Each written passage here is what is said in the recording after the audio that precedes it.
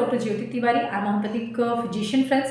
Today I'm going to discuss about constitution. This is a mystery word to all our homeopaths. They ask me so many times to frame how to frame constitutional medicine. What is constitution? So today I'm going to explain you through definition or my experience how I frame totality and how I frame constitutional medicine.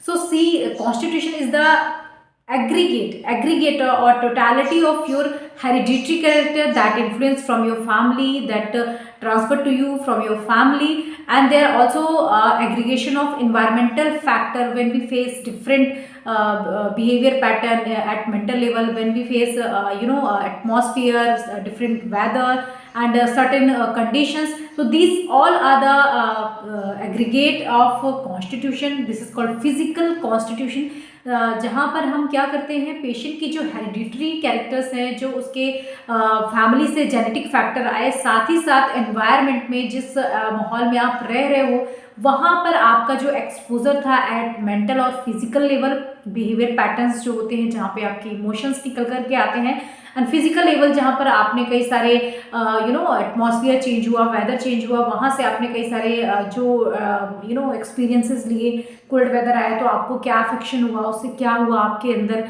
And warm, इस तरह से warm weather summer season में जैसे अभी approach होने वाला है, तो some people get aggravate from summer easily, some people tolerate summer very easily, they get aberration in heat weather, hot weather, and some people get aggravation from cold weather. So this is the factor which results after the exposure, है ना, जब हम किसी चीज़ को expose करते हैं, जब हमें वो चीज़ अफेक्ट करती है, उसके बाद जो हमारा रिएक्शन आता है that is constitution.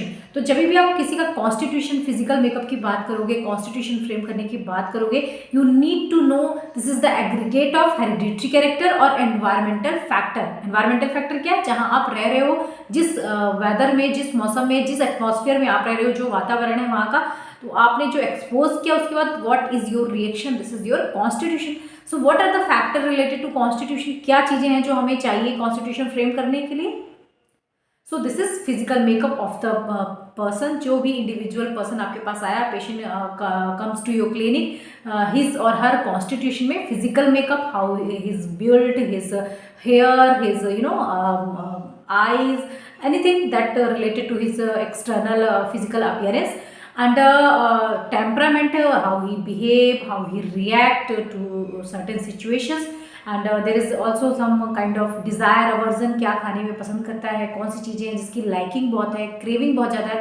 There are things जो उसे एग्रावेट कर देती हैं, जो जिसके लिए बहुत ज़्यादा वो अवर्जन वहाँ पे आपको देखने मिल जाता है. And there are certain thermal reactions, जहाँ पे जिसे हम थर्मल बोलते हैं, हॉट एंड कोल्ड. जैसे ही वेदर चेंज होता है, इनिशियली स्टार्ट में जो मैंने आपको बताया, एज जैसे ही वेदर चेंज होगा, some people get aggravation, some people get amelioration, उनसे उन्हें आराम लगेगा, ये चीज़ें बढ़ जाएंगी, ट्रिगर कर जाएंगी, बढ़ा देंगी उसको. So these are the factor which are related to constitution. तो ये चीज़ें हैं. साथ में ऑक्यूपेशन, आप जहाँ पे काम कर रहे होते हो वहाँ पे आपका एक्सपोजर किस चीज़ का ज़्यादा हो रहा है, उससे आपकी लाइफ में क्या अफेक्ट पड़ा है, right. So these are the factor जिनके साथ हमें चलना है. साथ में आपके एडिक्शंस हो गए, you are taking some caffeine kind of things, or tobacco, smoking. So people are addicted for certain things. कुछ चीज़ों के लिए उनके अंदर एडिक्शन होता है. So ये सारा जो स्टडी है, जब हम करते हैं, एक टोटलिटी फ्रेम करते हैं, and this totality is called constitution, and that is physical constitution of the patient. So जब भी हम बात करेंगे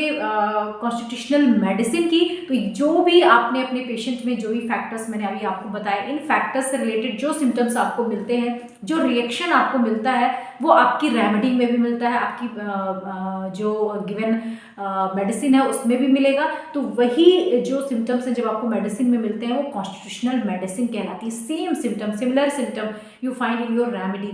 वो कैसे मिलती है? जब वो ह्यूमन बीइंग पे या किसी भी किंगडम पे वो जब प्रूव की जाती है ना, प्रूविंग, ड्रग प्रूविंग होती है, तो वो सिम्टम्स हमारे सामने आते हैं, और वही कॉन्स्टिट्यूशनल सिम्टम्स जो है हमारे पेशेंट में मिलते हैं. सो इस तरीके से हम कॉन्स्टिट्यूशन फ्रेम करते हैं. And while you are going to prescribe constitutional remedy, you always need factor related to constitution, because कई बार कंफ्यूजन ये हो जाता है कि physical lookup is the constitution. So this the only one factor. इसके साथ और भी फैक्टर्स हैं जो मैंने आपको बताया, वो सारा रिलेट करते हैं. उसमें पेशेंट का थर्मल रिएक्शन भी आता है, उसके डिजायर वर्जन्स भी आएंगे, उसका थर्स्ट आएगा, उसका एक्यूपेशन आता है. का टेम्परामेंट आता है, जहाँ पे हम बात करते हैं ना कि how do he behave, how do he react to certain situation. So this is the constitution of patient. And I hope कि इस तरह से अगर आप कॉन्स्टिट्यूशन को अंडरस्टैंड करेंगे तो आपको रेमेडी फाइंड आउट करना एंड कॉन्स्टिट्यूशनल रेमेडी फ्रेम करना बहुत ईजी हो जाएगा। So thank you so